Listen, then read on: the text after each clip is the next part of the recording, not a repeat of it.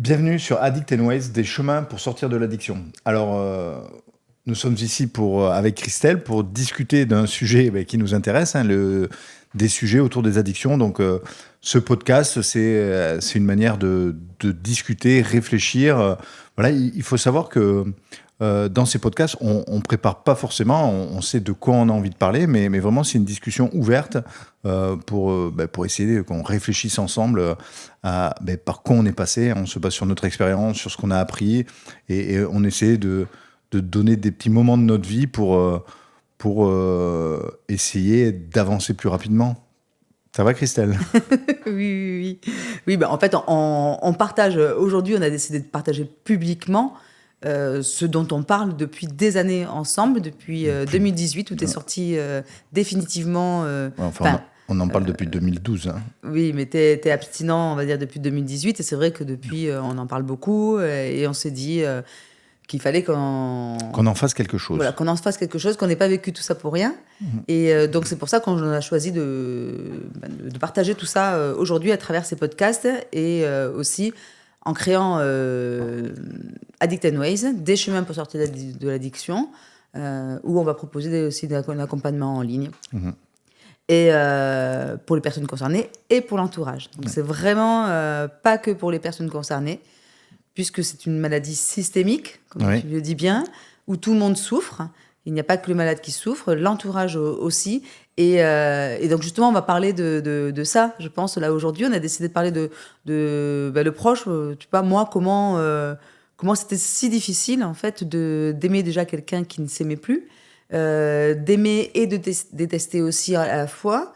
Parce que d'un seul coup, tu étais devenue deux personnes, celle qui buvait et celle qui ne buvait pas, ou en tout cas les petits moments d'abstinence. Et voilà, comment on fait. Et puis surtout, quand on s'aperçoit, en tant que proche, ce qui était vraiment très difficile pour moi, c'était de voir que t'aimer ne suffisait pas à ce que tu arrêtes de boire, ne suffisait pas à ce que tu trouves la force de t'en sortir, ne suffisait pas à créer ce fameux déclic qu'on recherche. Voilà, en tant que proche, on a l'impression d'être rien, de plus compter, et c'est douloureux, bien sûr. Oui, disons que moi, quand je suis malade, je suis auto-centré. Hein, je suis auto-centré, donc je suis vraiment dans une grande problématique. Je fais des choses que je ne dois pas faire, que je ne veux pas faire, que l'on ne me permet pas de faire. Et tout ça prend toute mon énergie, tout mon temps. De toute façon, on dit addict, addictus, addicere, c'est des gens qui, je crois que c'est avant le Moyen-Âge, je crois, qui n'arrivaient pas à rembourser leurs dettes et ils devaient corps et âme à leurs créanciers. En fait, c'est le début de l'esclavage. Et c'est ça, l'addict, c'est un esclave de ses consommations ou de son comportement. Donc moi, je suis là-dedans. Comment veux-tu, en fait, que je trouve un moment pour me dire, attends, comment je pourrais faire pour aller vers celle qui m'aime, celle qui m'accompagne, celle qui... tu vois, je crois que c'est... Et alors tout ça, c'est inconscient. Hein, à aucun moment donné, j'ai conscientisé ça. D'ailleurs, si je l'avais conscientisé, on serait allé beaucoup plus vite. Donc moi, je suis dans ma difficulté. Et toi, tu me dis si je me trompe, hein, toi, tu espères quelque chose de moi que je suis incapable de te donner. Et encore une fois, arrive la culpabilité, le conflit, tout ce qu'on savait très bien faire, tout ce dont on a parlé dans d'autres podcasts, hein, le jeu psychologique, voilà, on va tout faire mal, on va partir dans un engrenage délétère, et à aucun moment donné, on va se dire, mais attends, moi je l'aime, mais ça suffit pas. Mais en fait, jamais on a le temps ou la présence d'esprit de se dire, bon, là, il ne s'occupe pas du tout de moi, parce que déjà, il n'arrive pas à s'occuper de lui. Tu vois, prendre ce recul... Quand tu parles de l'esclavage, hein, justement, la signification du mot addiction, en tout cas les origines, je trouve ça super intéressant de savoir ça, en fait, que ça vient de cet esclavage, parce que l'addiction, c'est vraiment ça. Hein, c'est le professeur Amin Benhamina qui définit très bien. Il dit l'addiction, c'est la perte de la liberté de s'abstenir. Bien sûr. Là, dans une perte de liberté, l'esclavage. Total. Voilà. Et moi, proche, conjointe, tu vois, j'ai pas du tout conscience que tu as perdu la liberté de t'abstenir. Pour moi, tu peux t'abstenir. Il suffit que tu le souhaites. Que tu aies la volonté. Il suffit que tu le veuilles. Oui. Et en fait, tu ne veux pas. Si tu continues, c'est parce que tu préfères boire. Tu préfères la bouteille plutôt que moi. Oui. Tu vois, l'alcool devient le troisième élément du couple. Oui. Hein, ça devient une rivale. Une rivale qui est bien plus puissante que moi, qui est très forte, contre laquelle je ne peux rien. Et encore une fois, oui, et c'est une méconnaissance de la pathologie. Et complètement.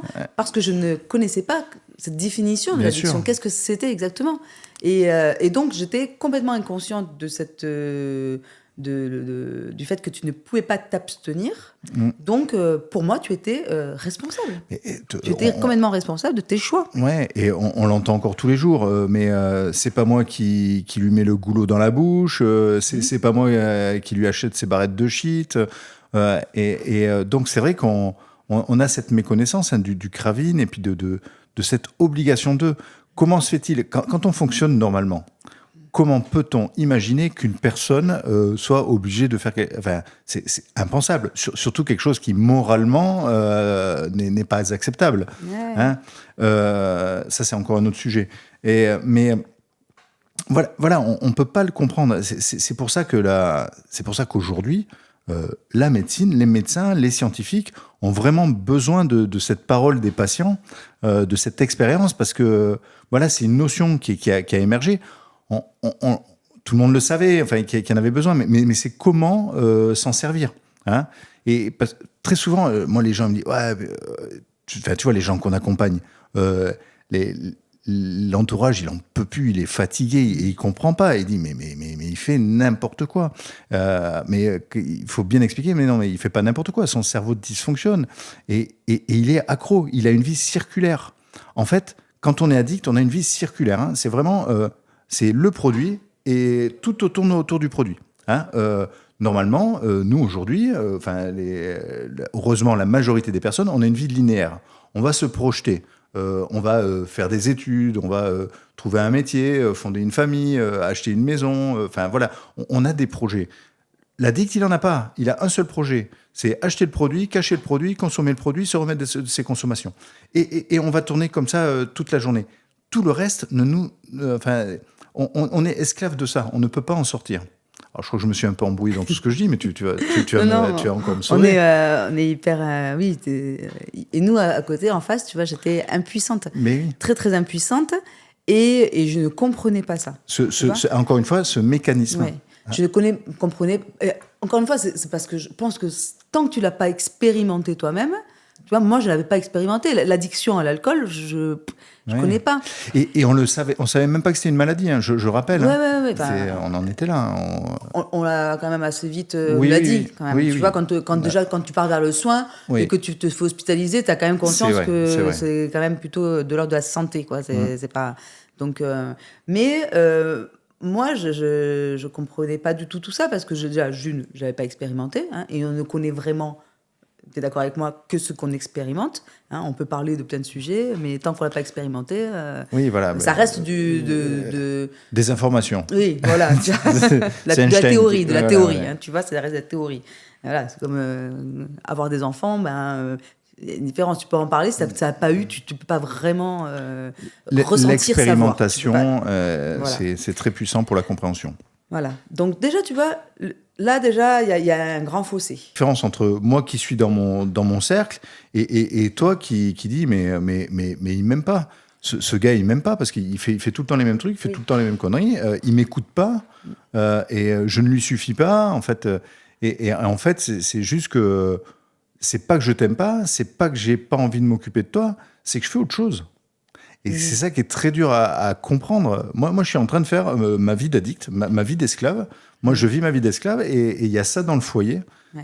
Et donc, tu vois, moi, je ne comprends pas du tout. Non.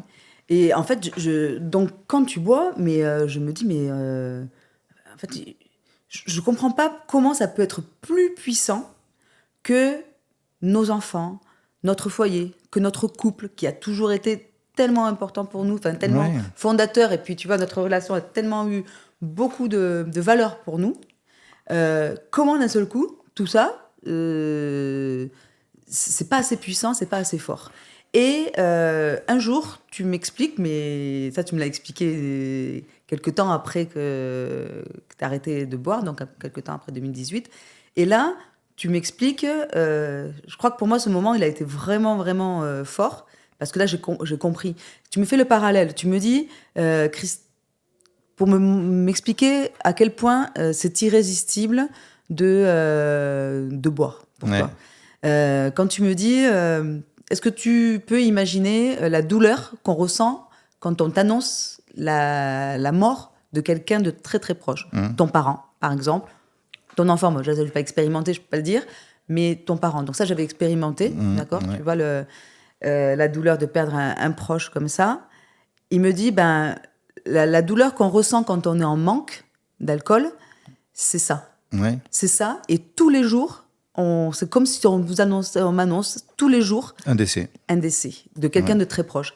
Et tous les jours, je ressens cette douleur. Alors là, et d'un seul coup, là, je fais le parallèle et je comprends. Ouais. Et je me dis, et la waouh, douleur mais est telle qu'on est dans ça fait l'obligation. aussi mal que ça, de ne pas boire, d'être en manque.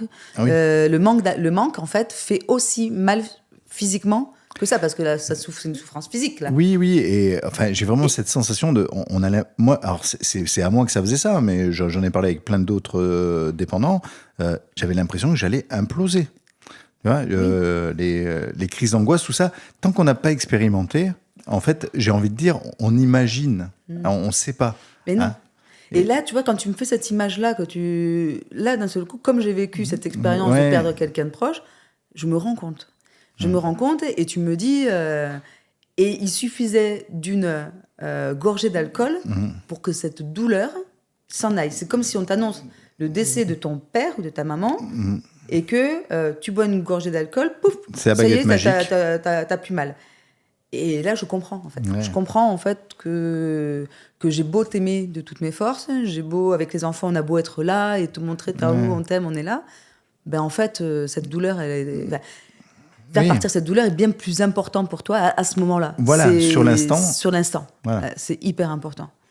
Et après, bien évidemment, le travail, c'est comment déconstruire cette douleur, et potentiellement la réparer, et après, trouver la force de ne plus vouloir le vivre. Tu vois, moi, aujourd'hui, qui suis dans la non-consommation, s'il y a une chose que je redoute le plus au monde, c'est pas vrai, parce qu'il y a plein de choses que j'aimerais pas que ça m'arrive, mais vraiment, quelque chose dont j'ai peur aujourd'hui, c'est de faire une crise de manque. Je suis calmé, hein, je suis soigné, 14 sevrages, il m'a fallu du temps pour le comprendre, donc les crises de manque, je l'ai vraiment expérimenté sur des années. C'est une douleur que je ne souhaite à personne, et surtout que je ne souhaite ne plus revivre. Et ça, dans le rétablissement, ça fait partie des garde-fous qui font qu'aujourd'hui, tout va bien. Hein. Alors, je reste très humble, hein, mais bien évidemment, c'est une souffrance atroce. Mais...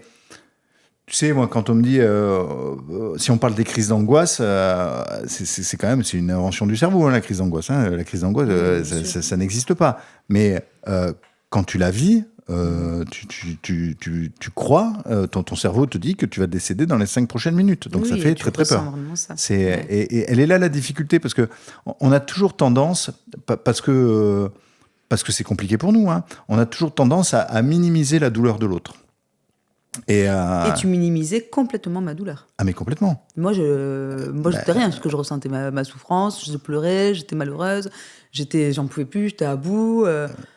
Tu vois, on se sent quand même, en tant que proche, complètement bafoué, ignoré, inexistant. Et ça, c'est terrible. Et oui, mais c'est logique, puisque je suis auto-centré. Ouais. Et oui, la pathologie me fait devenir auto-centré. Donc les autres, c'est horrible ce que je dis, mais c'est pas l'essentiel.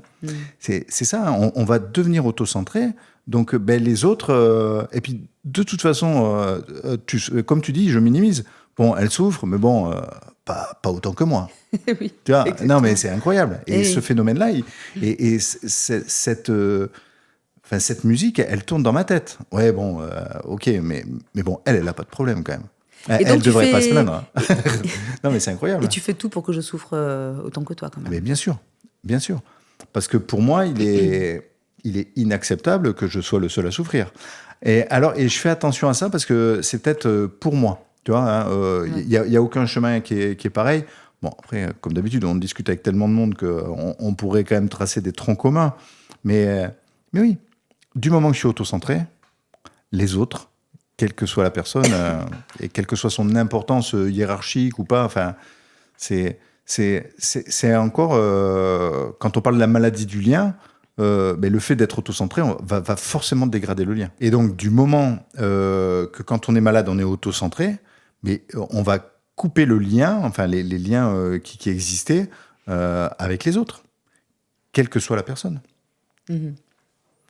Donc c'est pour ça que ben, avec les proches, on coupe sans le vouloir. Hein. On coupe et après, et les proches, en plus, comme nous on coupe, alors ça c'est une réflexion, hein. Moi je coupe la relation et vous venez vers moi pour venir me récupérer, mais pas de la bonne manière. C'est plus voilà, avec ce réflexe correcteur, en me donnant des conseils, en m'empêchant en m'empêchant de boire. Mais aujourd'hui, je sais bien que tu m'empêchais de me faire du mal. Mais à l'époque, c'était tu m'empêchais de boire. Oui. Mhm, mhm. Bon, il y a aussi le fait que tu étais très dur vis-à-vis de moi, enfin violent Ouais, verbalement, on va le ouais, dire. oui, Hein, oui, tu oui. étais vraiment dans la violence, dans les insultes, dans tout ça. Euh, Pas que parce que tu avais besoin que je souffre, mais aussi parce que tu souffrais tellement que c'était une colère en toi, c'était une colère intérieure qui sortait. Mais Il fallait qu'elle sorte. Et elle sortait sur bah, moi, parce que oui, j'étais celle qui te pardonnerait, j'étais celle qui allait comprendre, j'étais celle qui était capable d'entendre, celle en tout cas qui c'est allait... et moi je savais ça en fait, tu vois. Je savais que... donc je te pardonnais. oui, puis émotionnellement, j'étais un bébé. Je ne connaissais rien aux émotions et de ce que ça pouvait nous faire. Tu vois, quand on m'explique aujourd'hui, les plus grands le disent, hein, un être humain, c'est pas compliqué, hein, des besoins, des émotions. Mm. Bon, c'est quoi mes besoins? On m'a jamais appris. Je ne sais pas quoi en faire. Et mes émotions, bah alors là, c'est le livre est fermé et depuis des siècles. Donc moi, je vis ces choses-là et, et donc, comme je ne sais pas quoi en faire, ben, je vais te refiler le paquet. Mm. Je vais te faire, tiens, cadeau. Ouais. Et là-dessus, on est très différents, toi et moi. Ouais. C'est vrai que tu vois, moi, les émotions, ça a toujours été. Elles me traversent, je les laisse s'exprimer, je les exprime, je les dis. Et après, poup, enfin, tu vois, ça Ouais. va mieux. Toi, c'est vraiment, je retiens, je bloque, Ah ben, je la dis rien. cocotte minute. Donc, on était, toi et moi, tellement différents là-dessus Ouais. que c'était explosif, en Oui. fait, tu vois. Et On n'arrivait pas à se émotionnellement, comprendre. ouais. Enfin, Émotionnellement, on était quand même. On parle hein, d'intelligence émotionnelle aujourd'hui, hein, on peut la mesurer et tout, c'est quand même assez incroyable. Euh, voilà, on était au début de quelque chose. On maîtrisait, enfin, j'aime pas dire maîtriser, mais on n'avait pas suffisamment appris comme aujourd'hui pour se dire bon là, attention, David, enfin ou Christelle, tu vois, on était en incapacité de communiquer sur nos émotions. C'était c'était que des orages. ah, ben oui. Ouais, voilà. Oui. Donc ça finissait soit en Toi, tu pleurs, étais dans soit... un extrême de je bloque tout, je dis rien, je contiens. Et quand Et ça moi, j'étais dans pétait, l'extrême de j'explose, je voilà. contrôle rien, je Ouais, laisse s'exprimer, sans écouter l'autre. ouais, Parce que moi, ouais, j'ai mis des années ouais, à savoir, à apprendre à écouter. ouais. Donc ça, c'est quelque chose, Mais bien sûr. voilà. Donc tu vois, on était dans des extrêmes immenses là. Et puis voilà. C'est ce que c'est ça quand on parle d'addiction, mais j'ai envie de dire quand on parle de mal-être, euh, tout ce qu'on doit faire, c'est assez contre-intuitif. Et donc, ce sont des choses qui s'apprennent. Il faut d'abord conscientiser et après s'exercer. C'est un cheminement, hein, vraiment. C'est pas, tiens, j'ai un diplôme et ça y est. Non, non, pas du tout. C'est, on apprend, on se trompe. Je sais plus qui disait ça justement pour se sortir d'une addiction, enfin pas d'une addiction.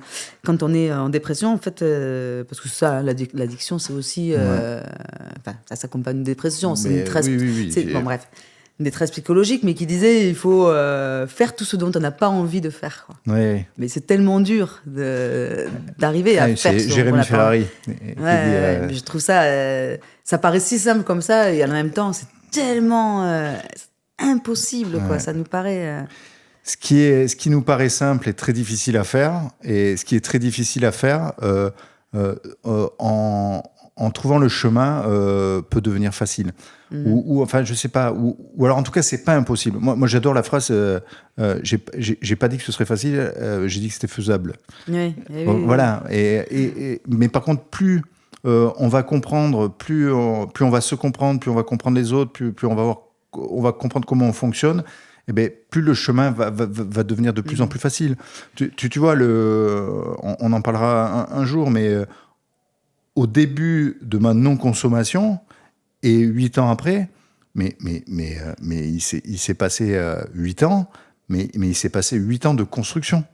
Hein, et voilà, et comment on fait pour passer de je ne dois pas boire à je n'en ai plus besoin. Enfin, tu vois, bon, mais tout ça, ce sera sûrement pour une prochaine vidéo. Tout à fait. Alors, je pense qu'on va s'arrêter là, donc, du coup, pour aujourd'hui. Et ben, merci beaucoup à tous de nous suivre. On se retrouve pour un prochain podcast. Justement, on abordera ce sujet. Il y a tellement de choses à dire. Ouais. Bon, ben, merci beaucoup et à très bientôt. Salut.